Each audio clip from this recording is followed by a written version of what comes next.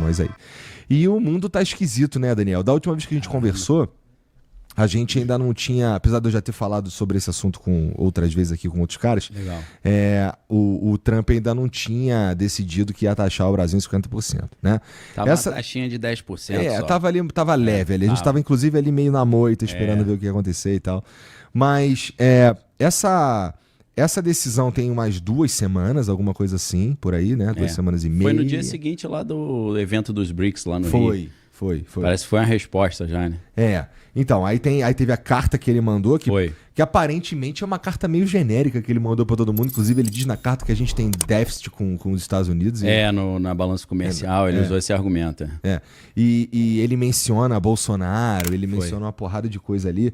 E aí, antes da gente começar aqui, cara, eu tava te perguntando se tu acha que o Eduardo Bolsonaro tem alguma coisa a ver com isso mesmo. Tá. Mas eu acho que a tese principal é retaliação pela existência dos BRICS e pelo que eles estão propondo de uma forma geral, né? Inclusive aí tá o Lula falando de uma possível desdolarização ou fazer negócios com uma outra moeda e tal.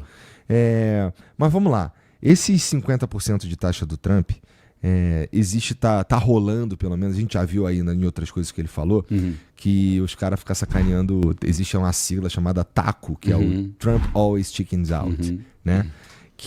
Mas como é que você enxerga isso daí? Sim. Porque assim, eu te perguntei, cara, vai piorar, vai melhorar? E tu falou, cara, a Bíblia falou que vai piorar. E o que a gente vê, né? Parece que tá piorando. Então, assim, eu creio que o Trump tava doido para arrumar uma encrenca com o Brasil e tava arrumando um motivo. E eu acho que caiu como uma luva para ele. Porque eu acho que a ideia é o seguinte: primeiro, eles precisam dos nossos recursos naturais. Eles tentaram sugar os recursos lá em sentido leste-oeste, na Ucrânia, na Rússia, não conseguiram. Então agora ele está no eixo norte-sul. Primeiro ele olhou, Canadá, tem gás pra caramba, petróleo, vira o 51º estado. Olhou pra Groenlândia, que a gente aqui no Brasil olha a Groenlândia e fala, cara, é só gelo. Tem nada. Recurso natural pra caramba. E depois de olhar pro norte, ele agora tá olhando pro sul. Porque, cara, você pega um dado, Eric Schmidt, que é o CEO do Google, ele tá muito nativa, dando palestra e tal, e ele falou: daqui a alguns anos, 99% da energia global será consumida pela inteligência artificial. Então virou uma corrida por energia. Energia é coisa que a gente tem pra caramba, né? Se ele consegue emplacar no ano que vem aqui um chapa dele, fica muito mais fácil dele mamar na nossa energia aí. Então, eu creio que ele já estava bolando alguma coisa, talvez para gerar uma instabilidade no Brasil, para a população ou ficar insatisfeita querendo mudança, né? Porque quando pega no bolso o cara começa a querer mudança, ou a ideia é todo mundo pensar assim, cara, a gente tem uma gestão que não é amiga do Trump, olha o problema. Se botar um amigão dele, resolve. O cara partir por tudo ou nada, falar, meu irmão, se isso resolve, ok. Eu tenho a impressão que faz parte de uma estratégia nesse sentido. E eu acho que quando a gente chega perto de um ano de disputa assim, por cargos de poder, tudo que acontece dentro do país tem a ver com isso. Então, às vezes, ele já está olhando para a disputa do ano que vem, que se eu não estou enganado, dia 4 de outubro. Eu acho que ele está de olho em 4 de outubro e querer gerar uma nova situação a partir do caos. Tu acha que os brasileiros estão engolindo isso legal? Porque assim, eu vejo que, primeiro, pra ser sincero, eu não vejo a galera falando muito disso daí na rua. Não tá, porque não tá em vigor ainda, é 1º de agosto. Começou a doer. Não. Né? Mas os caras do governo estão lá se reunindo com empresários e tudo mais e tal. Então tá todo mundo meio que sentindo, ou não nem sentindo, tá todo mundo encarando a possibilidade do pior cenário possível, que é no dia 1º, de fato, entrar em vigor essa taxação aí. Isso. Mas, não sei, cara, porque assim, eu conversei com os outros caras aqui e eles estavam bem mais tranquilos, no sentido de, não, cara, ele sempre volta atrás. Provavelmente vai ter uma taxa, mas 50% provavelmente não. E tudo mais. E tem alguns setores brasileiros que já estão tomando as precauções, né? Os caras estão já adiantando as exportações ou mandando uns dólares lá para fora, né? Com certeza. Então, assim, olhando os dados, né? Se você pensa assim, além do que a galera já falou aqui, os dados econômicos são sempre interessantes porque eles antecipam o que vai acontecer. Na época que estava tendo que os Estados Unidos entraram no conflito contra o Irã, o petróleo não tinha subido tanto. Então, alguns analistas como o Cobice Report, ele já estavam falando, cara, isso é sinal de que não vai durar muito esse conflito. E o cara acertou. Eu achei que ia durar mais, mas ele acertou. Apesar de que eu creio que esse conflito vai voltar. Provavelmente. Ontem a gente teve... Saiu uma matéria de um perfil que é de finanças chamado Financialot. E ele falou que o Trump falou que vai voltar com a guerra no Irã. Só que eu cacei, fiquei 2 horas caçando essa notícia, não encontrei. Então, ficou como boato. Mas o grande detalhe, eu acho, aqui, é que, por enquanto, parece que não vai ter nada demais. Senão o real já tinha caído mais em relação ao dólar. O dólar teria subido mais. Eu não sei quanto é que está hoje, mas devia estar 5,45, 5,48. Se realmente fosse ter um negócio catastrófico, já estava mais 6. Então isso é um sinal de que a galera não está crendo que vai acontecer alguma coisa, que eles estão achando que vai ter alguma solução. Talvez essa demora do Brasil dar uma resposta oficial tenha dado para alguns setores ali que estão analisando, falar que acho que não vai rolar nada demais não, se o Brasil já tivesse esperneado. Uhum. Mas eu acho que não é isso, cara, porque a gente tem 2 caminhos aqui. A gente tem o caminho da Colômbia ou o caminho da Rússia. O que é o caminho da Colômbia? A Colômbia, o Trump impôs tarifas, o presidente reclamou, depois ele apertou o negócio, o cara recuou. Uhum. Será que vai ter um recuo de alguma parte? Não sei. Na Rússia já é diferente.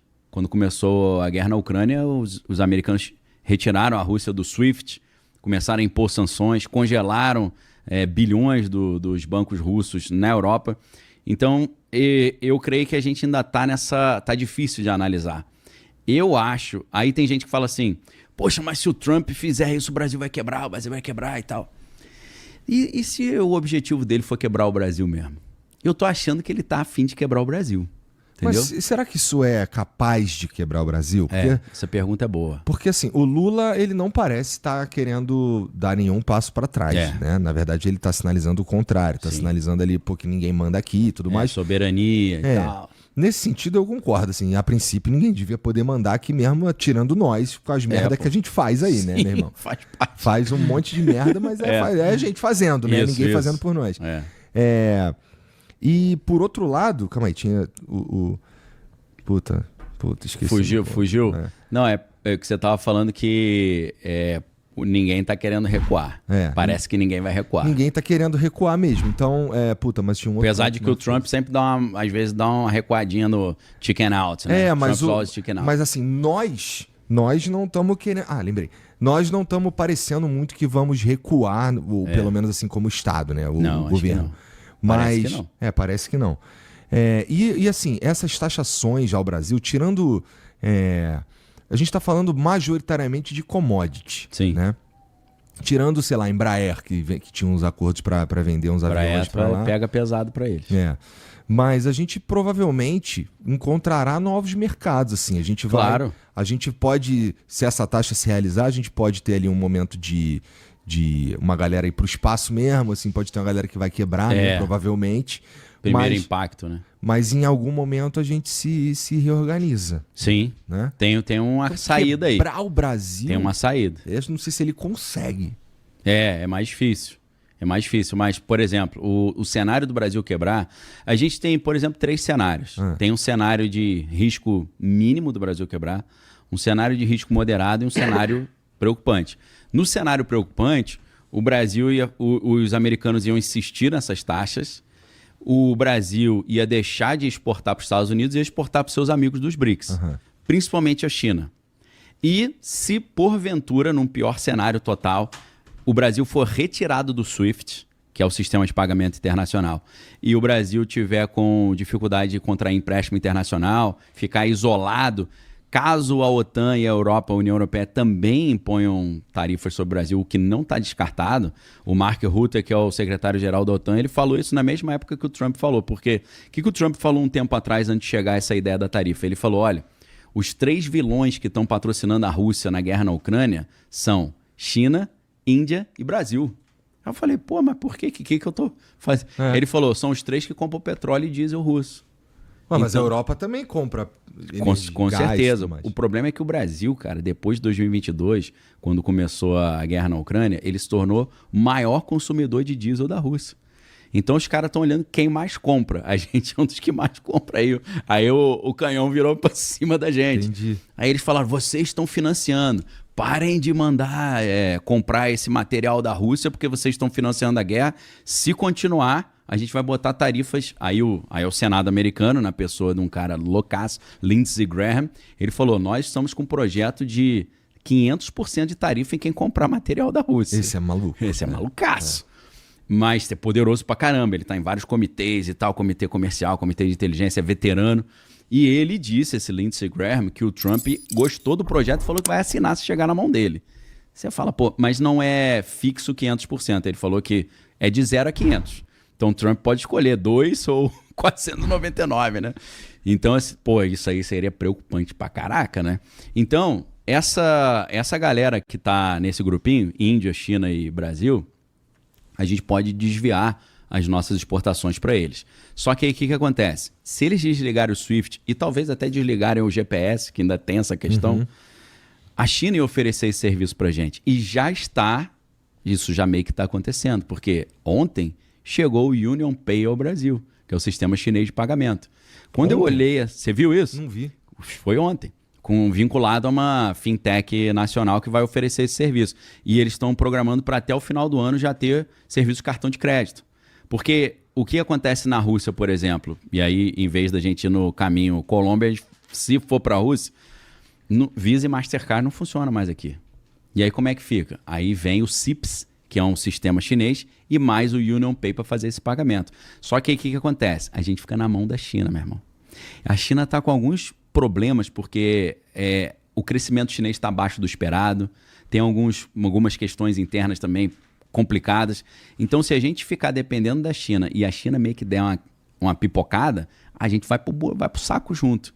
Então, esse é o cenário do Brasil dar uma quebrada. A gente teria que se desligar completamente dos Estados Unidos, o que tudo aqui que a gente está falando é muito improvável, a chance é mínima, mas se você me perguntasse, Daniel, qual seria o cenário pior podrão que poderia dar uma quebrada?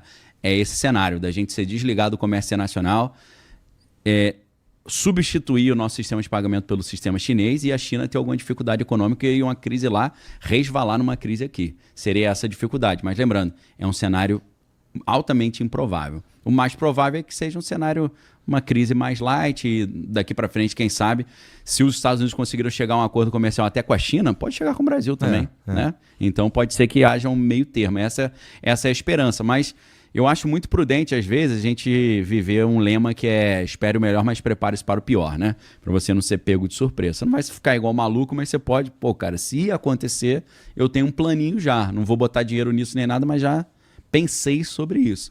Eu acho que vale a pena pensar nesse momento. Agora, se a gente tiver outros fatores, né? Tem pessoas que acham que as tarifas americanas podem quebrar os Estados Unidos, podem quebrar o mundo. Se a gente pega, por exemplo, eu sempre parto daquela ideia, né? Quem não conhece história está fadado a repetir os erros do passado. Essa ideia de tarifa é uma ideia que Napoleão Bonaparte usou quando ele fez o bloqueio continental contra o Reino Unido, né? O que ele falou? Ninguém vai poder mais comercializar com o Reino Unido para sufocar o Reino Unido. O que ele fez? Ele quebrou a Europa e quebrou a França.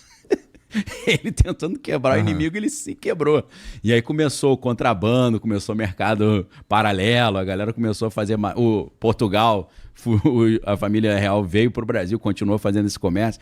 Então, assim, isso já aconteceu algumas vezes, e ao contrário do que o Scott Bessent, que é o secretário do Tesouro, diz, que tarifa é deflacionária, vai baixar o preço, porque as empresas vão voltar para os Estados Unidos e aí vai ficar tudo mais barato. Só que, até a empresa voltar e ficar mais barato... Não, aí tá de sacanagem. Aí tem uma infra, né? Especialmente porque, assim, tem coisa... Apesar dos Estados Unidos não importar muito, assim, em comparação com todas as importações dos Estados Unidos, a gente é pequeno... A gente exporta para eles uns itens que são os americanos estão acostumados já, tipo café e laranja. Exato. Né? Que são coisas assim, café e laranja. O que os caras tomam no café da manhã? Café, suco de laranja. Sim, né? Padrão. Então, consumo gigante. No mínimo, eu suponho que o preço desses produtos aí vai aumentar para os caras ali. Pode dar uma... Por volta dos 50% também. Né? Tem isso também. Porque o cara ele vai segurar, vai morrer nele. Nunca vi isso. Né? Que nem a taxa da brusinha lá. Não, estamos taxando é a plataforma. Mas quem paga é a gente, Quem compra, né?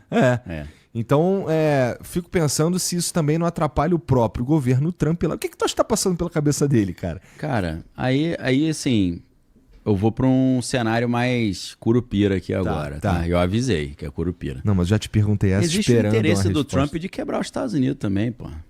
Ele tem um interesse. Ele falou isso no início do governo. Ele falou, se o Jerome Powell, que é o diretor do Banco Central americano, não baixar a taxa de juros, a gente vai criar uma recessão para ele ser obrigado a baixar. Olha a maluquice do raciocínio. Então, isso já estava sendo falado antes da posse dele. Depois da eleição, ano passado, a galera já estava falando, Trump vai querer dar uma quebradinha nos Estados Unidos para poder dar uma volta por cima e fazer o famoso pump and dump, né? Que é você joga lá no lixo, compra tudo barato e depois joga para cima de novo. Parece que tem uma estratégia dessa. Por quê? Os caras têm trilhões de dívida americana para pagar. E a estratégia deles para pagar a dívida é criar uma recessão global, fazer com que o maior detentor de dívida americano hoje, que é o Japão, eles sejam... O Japão é o maior detentor, segundo é a China. Então, fosse a China. O Japão tem muito título da dívida americana. Aí o que acontece? Se você tiver uma escassez de dólar, que é nas finanças eles chamam de teoria do milkshake do dólar. É quando os Estados Unidos tomam algumas medidas que fazem com que os dólares voltem para os Estados Unidos.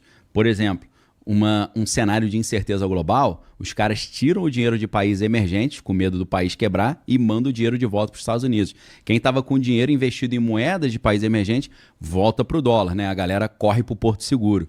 Então, isso é a famosa teoria do milkshake do dólar, que é como se você sugasse o dólar num canudo, né? Então, sugando o dólar e você tendo nessa instabilidade um aumento do petróleo, e o petróleo ainda, em grande parte, é comprado com dólar, né? O famoso petrodólar é isso. O mundo inteiro tem que primeiro comprar o dólar para depois comprar o petróleo.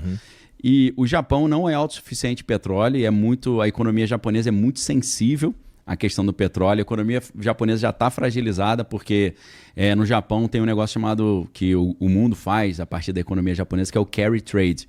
Carry trade é quando o Japão tinha juros zero.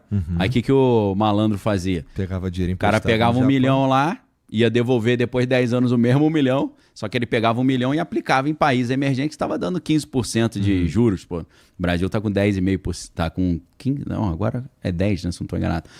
Então, só que isso só dá certo quando os juros ficam baixos no Japão. Se você pega uma fortuna no Japão achando que vai devolver igual e ele sobe os juros, aí essa carta, essa House of Cards aí desmorona, essa casa das cartas aí vem baixo. O Japão está começando a subir juros, meu irmão.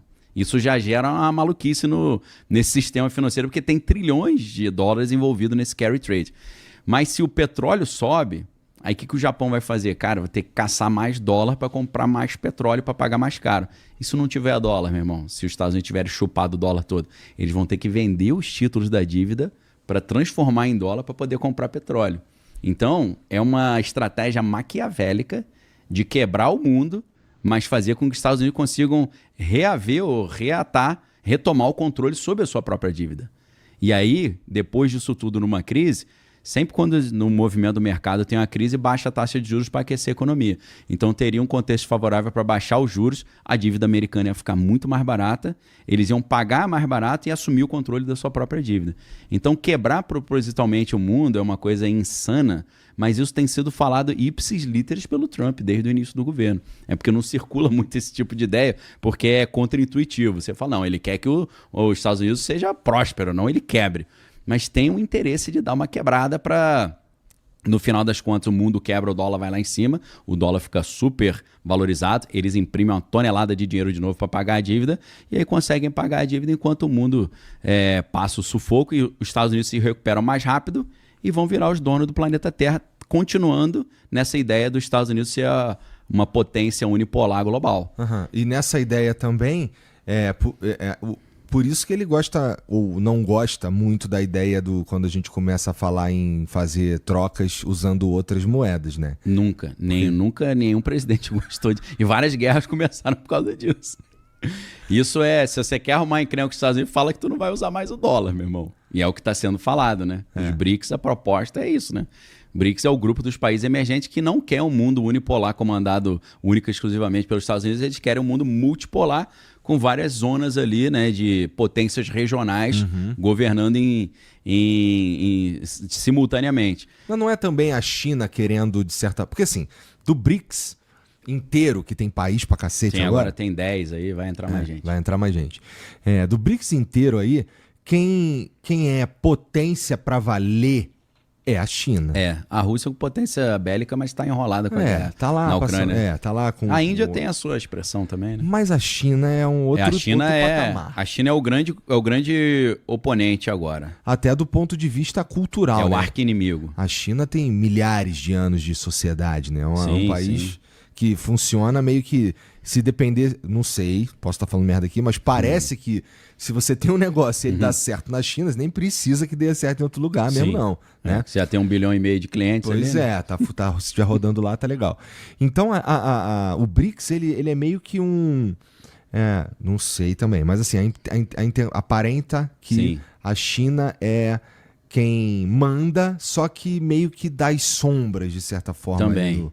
No BRICS, assim, nas malandragens. Os caras Contratam uns capanga para fazer o serviço. Estão jogando um jogo ali, né?